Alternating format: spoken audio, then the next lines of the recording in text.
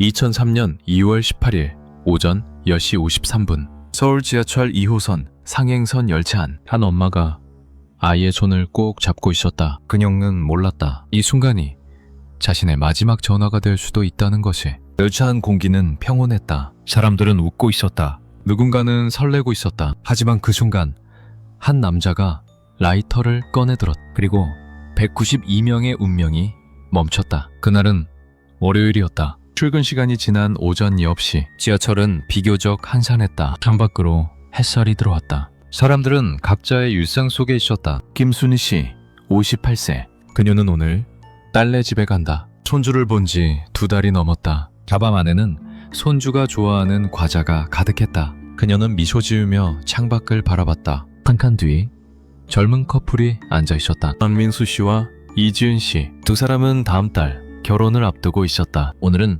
웨딩드레스를 맞추러 가는 날이었다. 긴장돼? 민수가 물었다. 지은이 웃으며 고개를 끄덕였다. 조금. 두 사람은 서로의 손을 꼭 쥐었다. 그 손은 따뜻했다. 그 순간만큼은. 그리고 세 번째 칸 최영미 씨 32세. 그녀는 5살 아들 준호의 손을 잡고 있었다. 오늘은 친정 엄마 댁에 가는 날이었다. 준호는 신이 나 있었다. 엄마, 외할머니 집 가면 뭐해? 할머니가 준호 좋아하는 거 많이 해주실 거야. 영미의 핸드폰이 울렸다. 남편이었다. 여보, 잘 가고 있어? 지금 2호선 타고 가. 남편의 목소리가 들렸다. 조심해서 가. 준호 전화 바꿔줘. 영미는 아들에게 폰을 건넸다. 아빠. 준호의 목소리가 밝게 울렸다. 아빠 사랑해. 전화 너머로 남편의 웃음소리가 들렸다. 나도 사랑해 아들. 영미는 그 모습을 바라보며 미소 지었다. 평범한 월요일 아침이었다. 누구도 의심하지 않았다. 이 순간이 마지막이 될 거라고는. 같은 열차 네 번째 칸. 한 남자가 구석에 앉아 있었다. 김배한 56세. 그의 눈빛은 공허했다. 그의 손에는 작은 가방이 들려 있었다. 가방 안에는 라이터 2개, 그리고 휘발유가 담긴 플라스틱 병. 그는 아무 말도 하지 않았다. 그저 창밖을 바라볼 뿐이었다. 그의 머릿속에는 지난 몇 년이 스쳐 지나갔다. 실직, 이혼, 빚, 세상에 대한 분노. 그 분노는 점점 커졌다. 그리고 오늘 그는 결심했다. 다 같이 끝내자. 그의 손이 가방 안으로 들어갔다. 아무도 눈치채지 못했다. 그는 그저 평범한 승객처럼 보였다. 열차는 계속 달렸다. 덜컹거리는 소리, 사람들의 작은 대화 소리, 모든 것이 평온했다. 하지만 그 평온은 곧 깨질 예정이었다. 오전 10시 52분 열차는 중앙로역을 지나고 있었다. 김배아는 천천히 자리에서 일어났다. 그는 가방에서 병을 꺼냈다.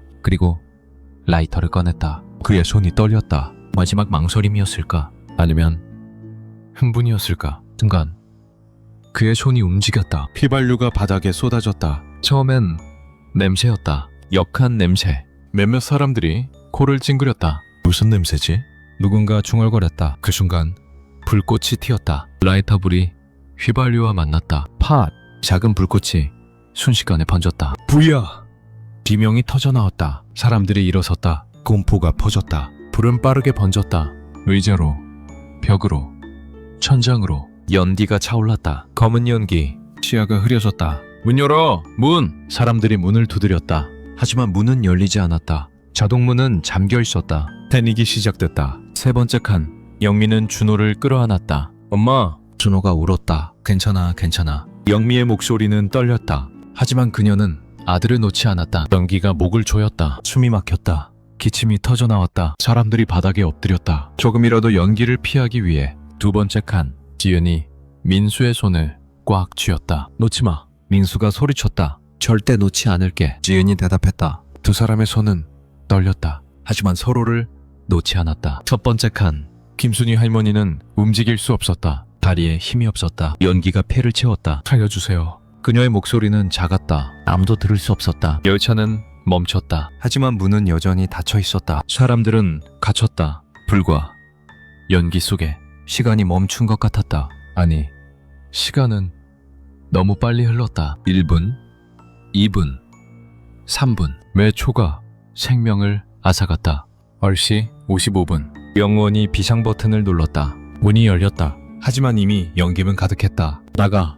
빨리. 누군가 소리쳤다. 사람들이 문 쪽으로 몰렸다. 밀고, 당기고, 넘어지고 혼란 속에서도 몇몇은 탈출했다. 플랫폼으로 쓰러졌다. 기침을 하며 울며 살아있음에 안도하며 영미는 준호를 안고 문으로 향했다. 연기 때문에 앞이 보이지 않았다. 준호야, 눈 감아. 엄마 따라와. 그녀는 한 손으로 벽을 짚었다. 한 발, 한 발. 준호의 몸무게가 무겁게 느껴졌다. 하지만 그녀는 멈추지 않았다. 절대 멈출 수 없었다. 문이 보였다. 희미하게 빛이 보였다. 조금만 더. 그녀는 마지막 힘을 짜냈다. 그리고 문 밖으로 나왔다. 플랫폼에 쓰러졌다. 준호는 여전히 그녀의 품 안에 있었다. 살아있었다. 두 번째 칸. 민수와 지윤은 서로의 손을 놓지 않았다. 연기 속에서도 앞이 보이지 않아도 지윤아, 여기 있어. 두 사람은 문을 향해 나아갔다. 민수가 먼저 밖으로 나왔다. 그리고 지은의 손을 잡아당겼다. 붙잡아! 지은이 뛰어나왔다. 두 사람은 플랫폼에 쓰러졌다. 숨을 헐떡였다. 하지만 살아있었다. 서로의 손은 여전히 맞잡혀 있었다. 첫 번째 칸. 김순희 할머니는 움직이지 못했다. 연기가 그녀를 감쌌다. 의식이 흐려졌다. 그녀의 마지막 생각은 손주였다. 미안해. 할머니가. 그녀의 눈이 감겼다. 얼씨 58분. 소방대가 도착했다. 사이렌 소리가 울렸다. 소방관들이 여간으로 뛰어들었다. 생존자 있습니까? 소리쳤다. 하지만 대답은 없었다. 연기만이 가득했다. 소방관들은 열차 안으로 들어갔다. 한 명씩 사람들을 끌어냈다. 어떤 이는 의식이 있었다. 어떤 이는 없었다. 어떤 이는 이미 차가웠다. 구조대원 김철수는 첫 번째 칸에 들어갔다. 연기 속에서 한 할머니를 발견했다. 할머니. 그는 할머니를 들어올렸다. 가벼웠다. 너무 가벼웠다. 그는 할머니를 밖으로 옮겼다. 구급대원이 달려왔다. 심폐소생술을 시작했다. 하지만 할머니는 깨어나지 않았다. 플랫폼에는 사람들이 누워 있었다. 어떤 이는 울고 있었다. 어떤 이는 멍하니 앉아 있었다. 어떤 이는 기도하고 있었다. 여미는 준호를 안고 구급차로 실려갔다. 준호는 작게 울고 있었다. 엄마, 괜찮아. 우리 살았어. 영미의 눈에서 눈물이 흘렀다. 안도의 눈물이었다. 하지만 동시에 슬픔의 눈물이기도 했다. 모두가 살지는 못했으니까. 민수와 지윤은 서로를 깨어났다. 살았어. 우리 살았어. 지윤이 떨리는 목소리로 말했다. 민수는 대답하지 못했다. 그저 고개만 끄덕였다. 그의 손은 여전히 떨리고 있었다. 19명. 그날 열차에 타고 있던 사람의 수. 그중 56명이 목숨을 잃었다. 협참 46명이 다쳤다. 어떤 이는 가볍게, 어떤 이는 심하게, 어떤 이는 평생 트라우마를 안고. 김순희 할머니는 돌아오지 못했다. 손주는 할머니를 기다렸지만 할머니는 영영 오지 않았다. 딸은 엄마가 준비했던 과자 봉지를 발견했다. 그 봉지를 안고 울었다. 며칠 후 여미는 집에 돌아왔다. 준호는 악몽을 꾸었다. 밤마다 깨어나 울었다. 엄마, 무서워. 영미는 아들을 안았다. 괜찮아. 엄마가 여기 있어. 하지만 영미도 잠들 수 없었다. 눈을 감으면 그 연기가 보였다. 귀를 막아도 비명소리가 들렸다. 남편은 아내와 아들을 안았다. 그날의 전화통화를 떠올렸다. 아빠 사랑해. 준호의 밝은 목소리. 그것이 마지막이 될 뻔했다. 그는 눈물을 삼켰다. 미수와 지윤은 결혼을 미뤘다. 웃을 수 없었다. 추가받을 자격이 없는 것 같았다. 살아남은 것에 죄책감을 느꼈다. 왜 우리만 살았을까? 지윤이 중얼거렸다. 민수는 대답하지 못했다. 그도 같은 질문을 하고 있었으니까. 사회는 충격에 빠졌다. 왜 막지 못했나? 왜 문이 바로 열리지 않았나? 왜 안전 시스템이 없었나? 질문들이 쏟아졌다. 하지만 대답은 없었다. 이미 일어난 일이었으니까. 정부는 대책을 발표했다. 지하철 안전 시스템 강화, 스크린도어 설치, 비상 대응 매뉴얼 개선. 하지만 그 모든 것이 56명의 목숨 이후에 나온 것이었다. 시간이 흘렀다. 1년, 2년, 3년. 사람들의 기억 속에서 사건은 희미해졌다. 하지만 어떤 이들에게는 그날은 여전히 선명했다. 영미는 여전히 지하철을 탄다. 출근할 때, 외출할 때. 하지만 항상 비상구를 확인한다. 항상 문 가까이 선다. 준호는 이제 13살이 되었다. 가끔 그날을 떠올린다. 하지만 자세히 기억나지 않는다. 다만 엄마의 품이 따뜻했다는 것만. 민수와 지윤은 결국 결혼했다. 지금은 아이가 둘이다. 하지만 여전히 가끔 악몽을 꾼다. 그날의 연기, 그날의 비명. 김순희 할머니의 딸은 매년 그날이 되면 역에 간다.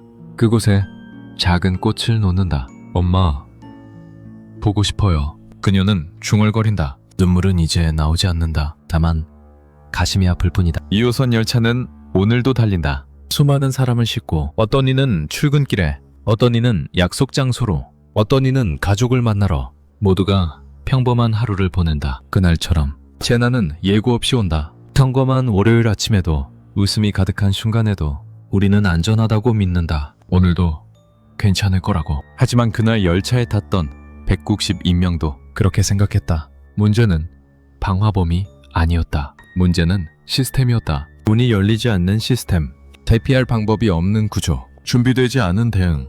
56명의 목숨이 그 시스템의 허점을 증명했다. 지금은 달라졌을까? 스크린도어가 생겼다. 비상대응 매뉴얼이 있다. 하지만 충분할까? 영민은 오늘도 지하철을 탄다. 준호의 손을 잡고 그녀는 안다. 재난은 언제든 올 수 있다는 것이. 하지만 그녀는 멈추지 않는다. 살아가야 하니까. 민수와 지유는 오늘도 출근한다. 지하철을 타고 그들도 안다. 운명은 예측할 수 없다는 것을. 하지만 서로의 손을 놓지 않는다. 함께 있으니까. 그날 전화통화. 아빠 사랑해. 그 목소리는 여전히 남편의 귀에 남아있다. 만약 그것이 마지막이었다면, 만약 영미와 준호가 돌아오지 못했다면 그는 견딜 수 있었을까? 우리는 오늘도 같은 지하철을 탄다. 같은 좌석에 앉는다. 같은 창밖을 본다. 그리고 생각한다. 오늘도 무사히 집에 갈 수 있을까? 재난은 먼 곳의 이야기가 아니다. 언제든 누구에게든 올 수 있는 현실이다. 그렇다면 우리는 무엇을 해야 할까? 단지 기억하는 것만으로 충분할까? 아니면 더 많은 것을 준비해야 할까? 56명의 이름을 기억하자. 그들이 평범한 하루를 보내다 떠났다는 것을. 그들의 죽음이 헛되지 않도록 우리는 더 안전해져야 한다. 더 준비되어야 한다. 오늘 당신이 탄 지하철. 비상구는 어디에 있는가? 소화기는 보이는가? 혹시 모를 그 순간을 위해 당신은 준비되어 있는가? 그날의 연기는 사라졌다. 하지만 기억은 남았다. 56개의 촛불처럼 꺼지지 않고 우리 곁에 남아 오늘도 묻는다. 당신은 안전합니까? 재난은 끝났지만 우리의 질문은 계속된다. 구독과 좋아요는 영상 제작에 큰 힘이 됩니다. 감사합니다.